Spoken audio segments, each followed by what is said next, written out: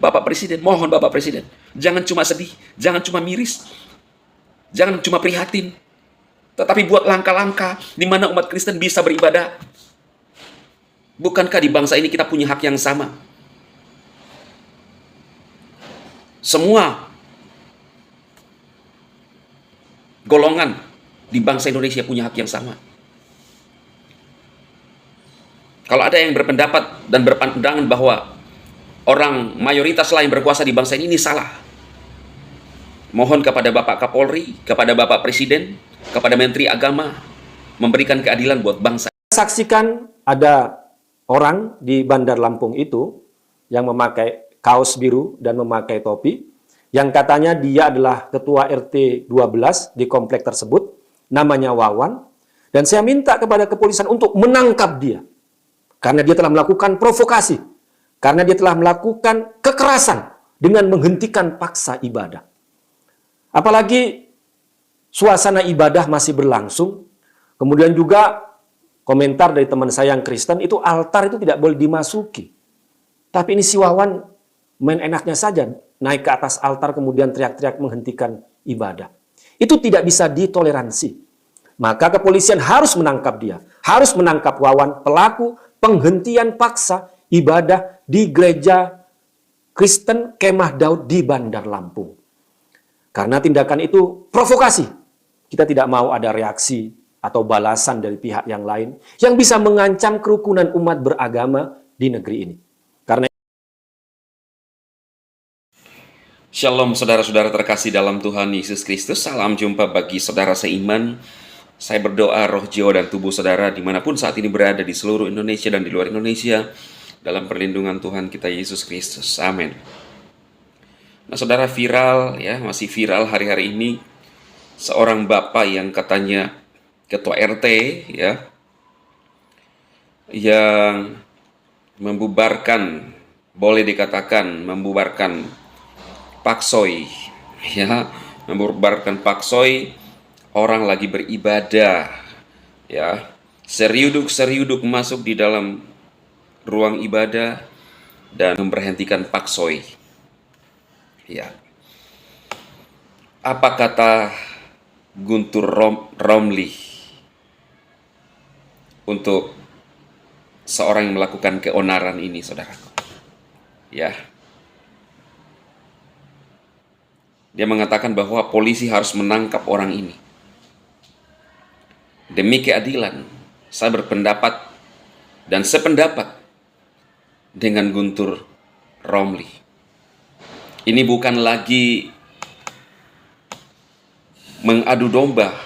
Ini sudah, menurut saya ini satu kejahatan kriminal ya, yang tidak bisa dibiarkan seperti ini. Saudara lihat, memasuki tahun 2023 ini benar-benar drop toleransi ya yang ada di Indonesia, khususnya oknum-oknum. Saya tidak tahu apa yang melatar belakangi mereka melakukan ini, saudara. Apakah karena diajarkan ya? Apakah karena iri hati? Apakah karena memang bancoy? Maksudnya saya semarkan ya saudaraku, BENCI. Apakah karena itu? Ini luar biasa. Apakah kepolisian bisa menindak tegas orang-orang seperti ini? Jangan yang orang-orang yang menanggapi itu yang ditangkap ya. Ada yang berkomentar di video-video saya, katanya saya mengadu domba. Mengadu domba bagaimana? Orang hanya menanggapi orang-orang seperti ini kok dibilang adu domba. Lihat ini yang jelas-jelas provokasi. Tangkap dulu orang-orang seperti itu. Bukankah di bangsa ini kita punya hak yang sama? Semua golongan di bangsa Indonesia punya hak yang sama. Kalau ada yang berpendapat dan berpandangan bahwa orang mayoritas lah yang berkuasa di bangsa ini salah, Mohon kepada Bapak Kapolri, kepada Bapak Presiden, kepada Menteri Agama, memberikan keadilan buat bangsa ini.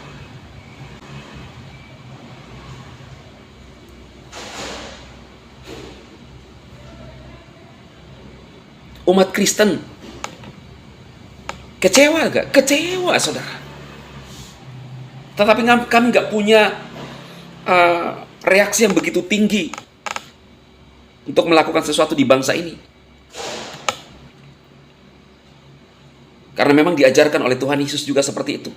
Tetapi minimal pemerintah yang bisa memberikan dampak buat bangsa ini, buat tindakan-tindakan seperti ini, bisa mengambil langkah-langkah.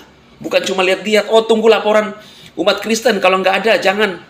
Ya tidak akan pernah, karena umat Kristen tidak akan pernah melapor. Melapor pun tidak akan digubris, diundur-undur. Tetapi giliran umat Kristen yang diduga menghina, hanya menanggapi, tanpa laporan pun, seperti terkesan ada jemput paksa. Seperti yang juga terjadi dengan, saya baca artikel bagaimana cara penangkapan Gracia Velo.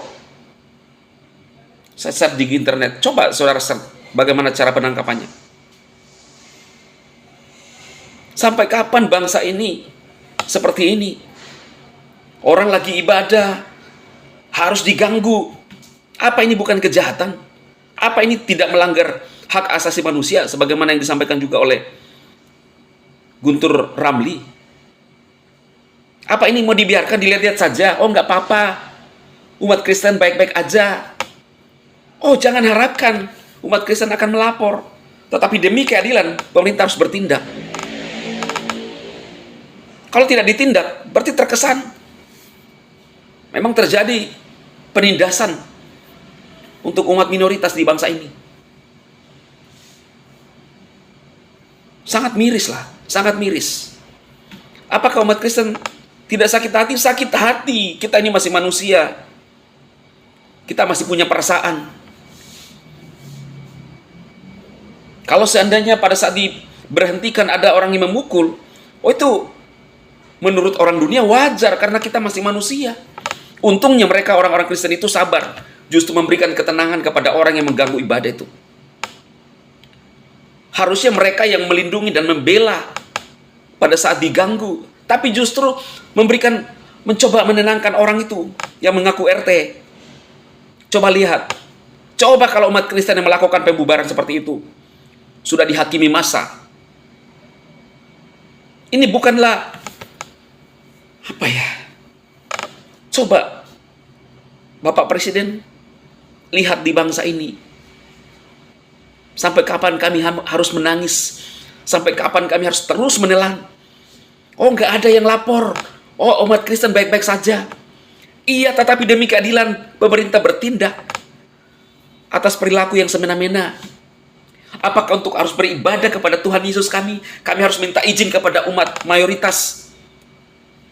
Kenapa terkesan mereka beribadah seperti itu? Karena dipersulit perizinannya. Kalau ditunggu perizinan, tidak akan beribadah umat Kristen. Kenapa melakukan seperti itu? Terkesan mungkin kalau ada tidak mengikuti syarat. Karena tidak diberikan keleluasaan. Tidak ada ruang, tidak ada kebebasan di bangsa ini. Apakah harus menunggu tanda tangan umat mayoritas untuk harus umat minoritas itu harus beribadah? Bagaimana kalau tidak diberikan izin dan tidak disepakati oleh umat mayoritas? Artinya umat minoritas tidak akan pernah beribadah. Dan jangan salahkan ketika umat minoritas beribadah sembunyi-sembunyi. Apakah harus beribadah, harus minta izin? Di mana bunyi undang-undang konstitusi kita yang menjamin setiap warga negara untuk beragama dan beribadah sesuai dengan keimanan? Perhatikan. Ini pelanggaran hak asasi manusia terberat menurut saya. Untuk orang beribadah harus dihalangi. Ada intimidasi. Tegakkanlah keadilan di bangsa ini. Jangan hanya urusi orang-orang yang buat pakar-pakar hukum yang hanya mengurusi orang-orang mati di luar sana. Lihat toleransi drop di bangsa ini. Tunjukkanlah, ya, mana pengacara-pengacara Kristen yang hanya membela orang-orang mati pada saat beribadah, terkesan diam saja. Saya jujur, hati saya menangis melihat kondisi ini. Sampai kapan? Bahkan terkesan ketika ada orang melakukan pembubaran, ada aparat keamanan di sana yang mengikuti. Mana langkah-langkah, mana tindakan untuk memberikan pengamanan buat mereka yang beribadah? Apakah umat Kristen harus minta izin kepada mayoritas untuk beribadah? Apakah minoritas harus diatur ruang geraknya untuk beribadah di bangsa ini? Mana kebebasan? Sangat disayangkan. Bapak Presiden, mohon Bapak Presiden, jangan cuma sedih, jangan cuma miris, jangan cuma prihatin, tetapi buat langkah-langkah di mana umat Kristen bisa beribadah. Orang menilai, dan biarkan orang memilih mau beribadah kepada siapa, mau beribadah kepada Tuhan Yesus, mau menyembah apapun itu, terserah. Ini hak asasi manusia. Sahabat saya sebagai hamba Tuhan, ini isi hati saya yang terdalam.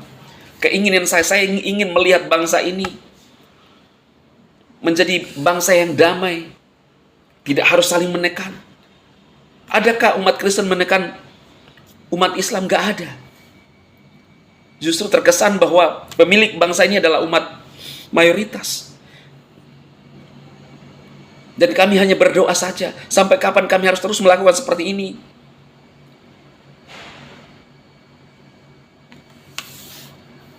Salam toleransi.